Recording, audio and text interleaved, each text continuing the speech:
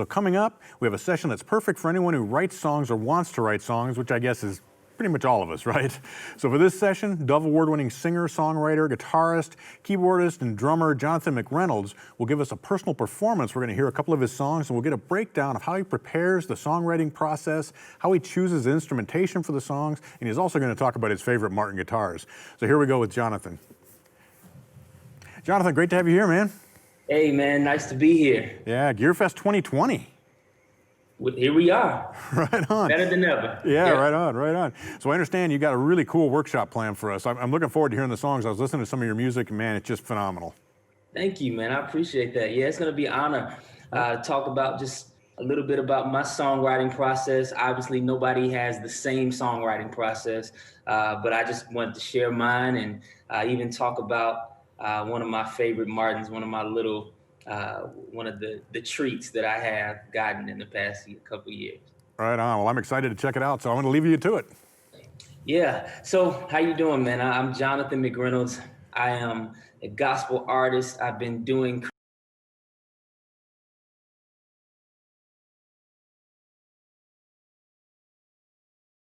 life, but here we are. And so I have been nominated 3 times for a Grammy, 8 Stellar Awards last year in one night, Dove Awards. But still, last night I was up until 4, 5 a.m. listening to songs that I've written and recorded way back in college. And even now, they still hit me so incredibly. Honestly, I started off my whole little career in my dorm room. I maxed out my first credit card. It was only $800 credit limit. I maxed it out and got a laptop and a Pro Tools setup, a little mini inbox. I don't know if you guys remember those things. And I started to record music in my dorm room. I eventually built a little vocal booth out of some plywood and mattress foam in the corner. And every day in between classes, I would get there and I would start to make noise. I think that's the first thing that I want you guys to remember. Hey, just make noise, just have fun. Just, I understand music has been so tied to business and industry and getting famous and selling records. But there is something really special about that time before you actually are even known and noticed. That is a time when we really make leaps and bounds in our musicality, our creativity, and even just the understanding of self. And I really listened to that music last night and was just amazed by how good I was before anybody knew. I feel like I might have been better back then in certain aspects before I was distracted, by all the business and all the other stuff, the traveling that comes with it. And so that process, or that part of my life, is very important. So if you find yourself in that part right now, know that you are in the glory days now. You are in the incredible years now. You're in the years when you accelerate and you move and you get good, you get better faster than any other time in your life. So please make sure that you, do your thing in this process. I always likened it to streamlining. If you ever watch the Olympics, Olympic racing, I always love the swimming. If you notice, when they first jump off the diving board, they dive underwater a little bit and they're not even making any kind of stroke yet. They're not even doing anything like this. It's just straight like this. They're under the water. Nobody knows what stroke they're about to come out with. Nobody knows when they're going to come up for air, but they do it as long as they can. At that point in the race, they're actually moving faster than ever. I know that we like to rise to the surface. We want people to validate, to clap, to applaud, to celebrate so quickly that we sometimes stunt or abbreviate that process of just being underwater and moving as fast as you can, learning all the chords you can, listening to all the random music and jazz and country and everything, and put it all together before you actually come up to air. Everybody sees you there and you can hear the applause. That moment where you're just streamlining underwater is so important. And I guess since last night was such a nostalgic experience for me, that's just kind of my heart for all of you today. This song that I want you guys to hear is called Not Lucky I'm Loved. And I gotta admit that I wrote it being pretty inspired by my own lucky underwear. I'm a Christian, and we tend not to believe in luck. We believe that, God is sovereign and he's kind of in control of everything. And, nothing's kind of happening without his watch. And he has his own plans and ideas of how things are supposed to happen, which we really kind of discount the idea of just luck, this random thing just kind of sometimes being in your favor. But still, I had some lucky underwear. And at some point I had to say to myself, Jonathan, I want you to know that there's not a lot of power in these very large draws. The only luck was that they didn't fall off during one of these performances based on how big they were. But in fact, you're being carried by something that is even stronger. I want you guys to check it out, and then maybe we could talk about it a little bit. Hey.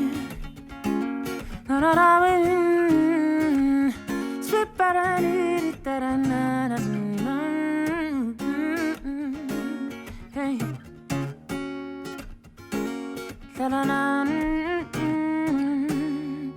Maybe I succeeded a little. Hey, I jumped from the floor to the middle. Hey, you think I want the credit? I don't, 'cause the glory ain't made for me. But I know who sits on the throne, who makes the stage and writes the songs. And I know I couldn't do this on my own. And as much as I complain, I've seen more sunshine than rain. And I could thank my lucky stars, but that's not where my blessings are. No, they come from the Father's heart, not the sky, not chance. But truth is, I'm not lucky, I'm loved. I'm not lucky, I'm loved. I'm not lucky, I'm loved. Yeah, I'm not lucky, I'm loved. Today I'm in a happy place, and I know it didn't happen by mistake. I love how he wrote my life, and I love how he sees my heart. So I fall to my knees and I'll say that I'm grateful when every morning starts. So I don't thank my lucky stars, 'cause that's not where my blessings are. No, they come from the Father's heart, not the sky, not chance. But truth is, I'm not lucky, I'm loved. Yeah, I'm not lucky, I'm loved. I'm not lucky, I'm loved. I'm not lucky, I'm loved. From the very beginning, this life that I'm living was part of your plan all along. So I don't thank my lucky stars, 'cause that's not where my blessings are. No, they come from the Father's heart, not the sky, not chance. But truth is, I'm not lucky, I'm loved. I'm not lucky, I'm loved. I'm not lucky, I'm loved. I'm not lucky, I'm loved. Yes, Jesus, he loves me. Yes, Jesus, he loves me. Yes, Jesus, he loves me. For the Bible tells me I'm not lucky, I'm loved. I'm not lucky, I'm loved. I'm not lucky, I'm loved. I'm not lucky, I'm loved.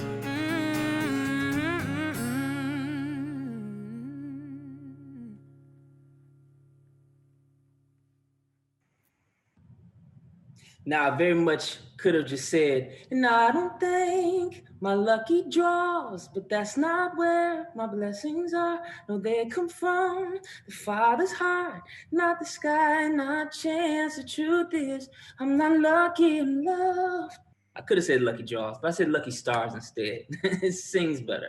But I want you guys, one of the things that, that song reminds me of, and even if you listen to a lot of my music, we know that us musicians and songwriters, we are superheroes, we're X-Men, and we're trying to figure out how to condense this big, beautiful thing of music and put it in almost pill form so that people who are not musicians like us, who are not always trying to deeply think or reflect like we do all day, and try to put that down into a song.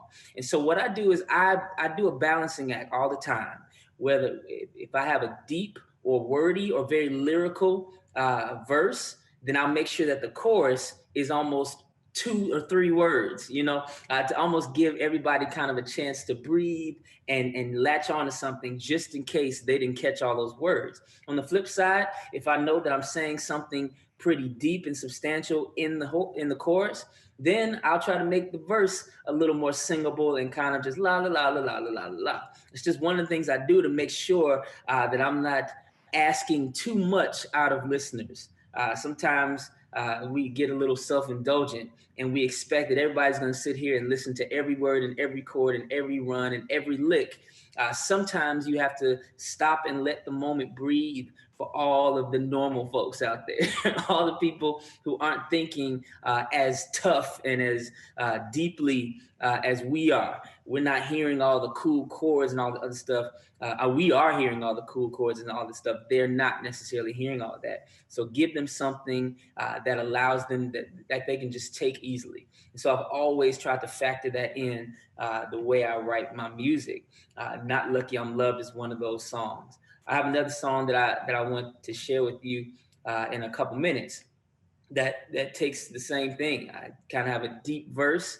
Please listen to this verse. But if you just by any chance did not listen to the verse, well, here's a nice catchy chorus, a nice easy chorus that slows down everything so everybody can kind of keep up and even catch up if they necessarily have to.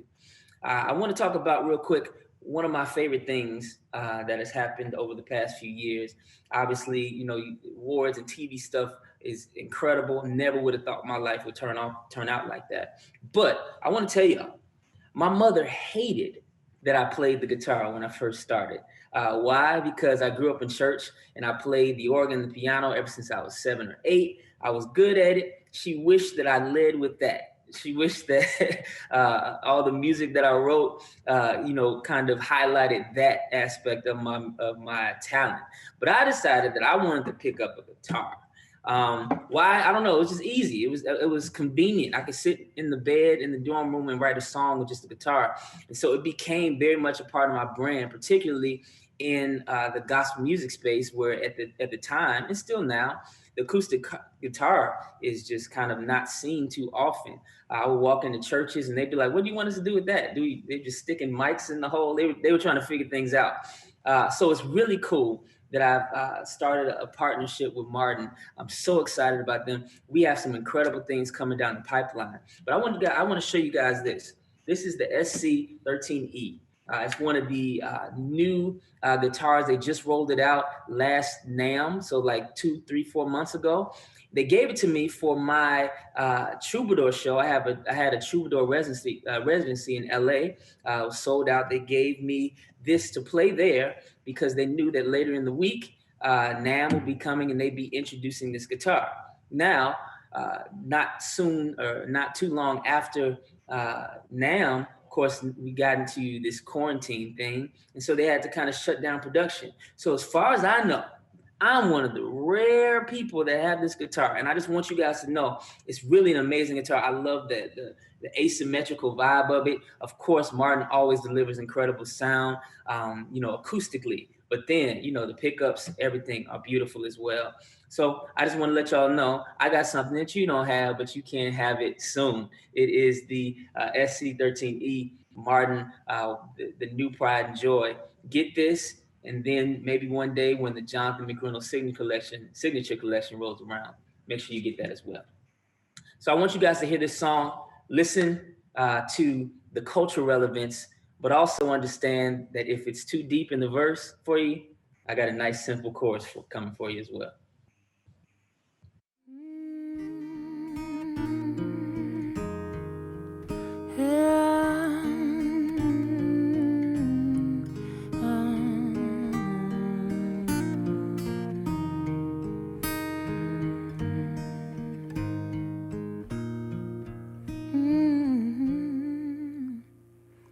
They are the best and the worst you've created, loving and hating and opinionated, loners in basements and those congregated.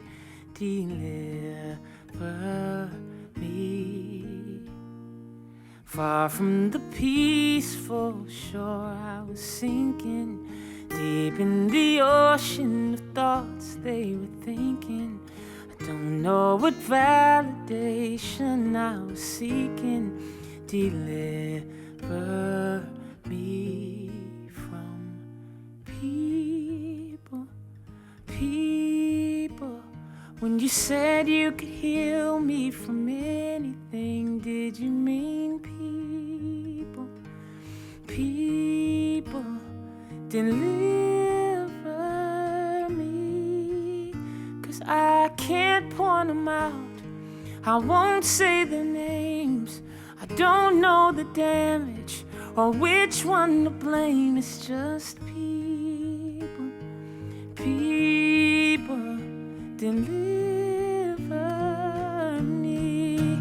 'Cause the hurt are hurting and the broken are breaking, and the ones who had their joy taken away are out here taking from other people, people, people, people. Heal me from people, people. Help me to forgive people, even crazy people, people trolling people, people self-righteous people, people entitled people, people hating people, lying people, disrespectful people. But forgive me when I'm one of those people, people, deliver me.